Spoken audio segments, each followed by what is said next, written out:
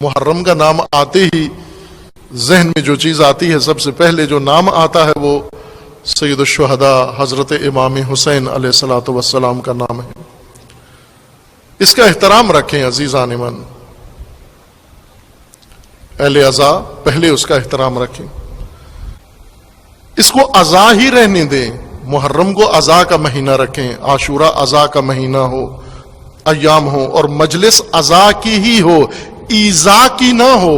عزا عین سے ہے، ایذا الف سے ہے، الف اور یہ. ایذا اذیت، اذیت پہنچانا، تکلیف پہنچانا، دکھ پہنچانا، غم پہنچانا،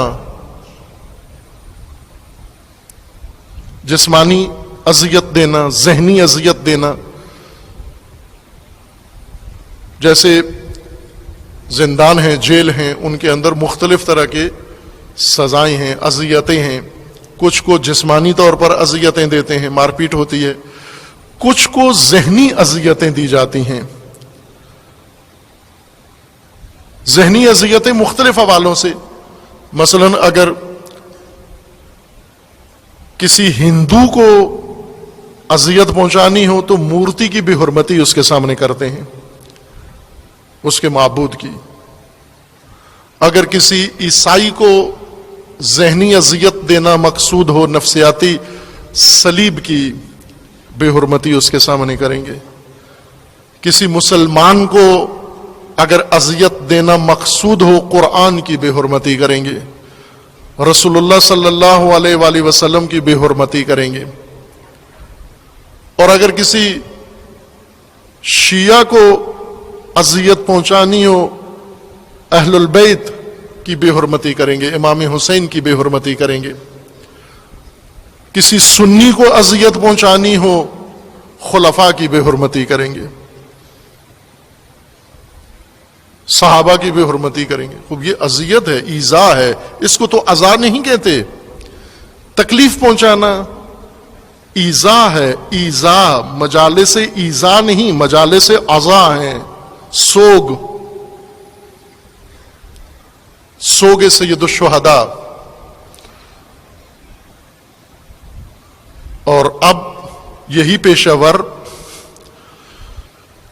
جن کو ظاہر سی بات ہے جو بھی پیسہ دے، ہیں اس طرح کے مختلف مضامین ان کو یاد ہیں، اور آپ جس مضمون کی فرمائش کریں وہی مضمون آپ کے سامنے پڑھ دیتے ہیں. جیسے قوال ہیں، جیسے گویے ہیں، ان کو بہت ساری چیزیں یاد ہوتی ہیں. آپ کی فرمائش پہ فرمائشی چیز سنا دیتے ہیں آپ کو، اور لوگ بھی پھر فرمائشی چیز پیش کرنے پر اٹھ کے ان کو ویلیں دیتے ہیں، پیسے دیتے ہیں. اسی طرح جب پیشہ ور ہے، اس سے کیا غرض ہے؟ آپ کیا سننا چاہتے ہیں؟ آپ مدیحہ کلام سننا چاہتے ہیں، آپ رسائیہ کلام سننا چاہتے ہیں، آپ مزاحیہ کلام سننا چاہتے ہیں، آپ کسی کی حجف سننا چاہتے ہیں، کسی کا قصیدہ سننا چاہتے ہیں. اس سے تو کوئی غرض نہیں ہے. اس سے غرض یہ ہے کہ اتنا میرا ٹائم ہے، اتنی میری پرفارمنس ہے، اس کا اتنا معاوضہ بنتا ہے، اس دوران جو مرضی ہے مجھ سے کروا لو. چپ کر کے بٹھا دو اس کو. آپ سٹیج پہ بیٹھے رہو 1 گھنٹہ اور وہ فیس آپ کو مل جائے گی، وہ چپ کر کے بیٹھا رہے گا، خاموش بیٹھا رہے گا. اسے کیا ضرورت ہے اٹھ کے کوئی حرکت کرے؟ مجالس عزا میں اور عزا خانوں میں ایسے پیشہ ور، چونکہ پیسے ملتے ہیں، اگر آپ بے حرمتی، اگر آپ محترمانہ ذمہ دارانہ گفتگو کریں، آپ کو کتنی فیس دیں گے؟ تجربہ کر لیں. آپ میں سے کوئی بھی، چونکہ پاکستان میں کوئی ممانعت نہیں ہے، آپ جس کوالیفیکیشن کے مالک ہیں وہی رہے آپ کی، جس شخصیت کے. کوئی داڑھی کی ضرورت نہیں ہے، مونچھ بھی مزاحم نہیں ہے، زلفیں آپ کی ہوں تو بھی کوئی رکاوٹ نہیں ہے، کوئی بھی حلیہ ہے آپ کا. آپ کی قمیض کے بٹن ناف تک کھلے ہوئے، ناف نظر آ رہی ہے ممبر پر تو بھی کوئی مسئلہ نہیں، آپ ممبر پہ بیٹھ سکتے ہیں. پھر بھی آ کر آپ اگر شکل سے بالکل ایک ایکٹر لگتے ہیں تو اور زیادہ مقبول ہیں آپ، اور زیادہ بڑے پسندیدہ شخصیت ہیں آپ. تجربے کے لیے کہہ رہا ہوں، آپ آ جائیں، کسی بھی شکل میں آئیں. میں نے مجلس پڑھنی ہے، لیکن مجلس میں نہیں پڑھنی ہے، قرآن سے پڑھنی ہے، نہج البلاغہ سے پڑھنی ہے، رسول اللہ کے فرامین سے پڑھنی ہے، امام حسین علیہ السلام کے اقوال سے پڑھنی ہے، اور تاریخ سے پڑھنی ہے، ائمہ ہدی اور اہل بیت علیہ السلام کے فرامین سے پڑھنی ہے۔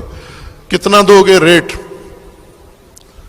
پہلے تو مجلس ملے گی نہیں آپ کو، اگر مل بھی جائے تو اتنی بھی نہیں ہے کہ کرایہ آنے جانے کا آپ کا ہو جائے، اور اگر آپ حرمت شکنی کریں، مجلس سے ازا نہیں، مجلس سے ایذا پڑھیں، آپ تکلیف دہ بات کریں،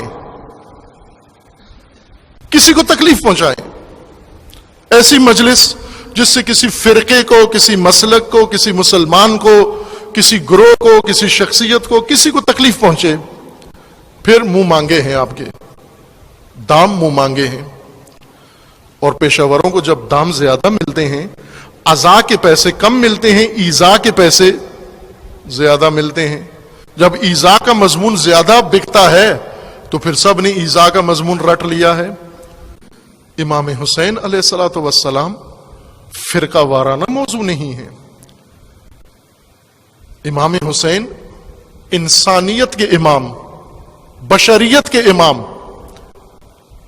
اگر مجالس ازا میں حقیقت امام حسین پیش کی جاتی، ایذا رسانی کے موضوع کو نہ چھیڑا جاتا، تفرقہ افکنانہ باتیں نہ کی جاتی، فرقہ وارانہ باتیں نہ کی جاتی، اور صرف سید الشہداء پیش کیے جاتے، عزیزان من آج نقصان اٹھا رہے ہو، آج خمیازہ بھگت رہے ہو، کشمیر لاکھوں قربانیوں کے بعد تمہارے ہاتھ سے کیوں چلا گیا؟ اس لیے چلا گیا کہ تم نے محرم کی بے حرمتی کی ہے، امام حسین کی بے حرمتی کی ہے۔ ورنہ جس ملت کے پاس امام حسین کا اسوہ ہو، اس ملت کو کوئی غلام بنا سکتا ہے، اس سرزمین کو کوئی یرغمال بنا سکتا ہے، اس کی کوئی تذلیل کر سکتا ہے، اس کی کوئی تحقیر کر سکتا ہے۔ فلسطین میں جو کچھ ہو رہا ہے یہ نتیجہ ہے اس بات کا کہ امام حسین علیہ الصلوۃ والسلام کو آپ نے فرقہ وارانہ موضوع دے دیا،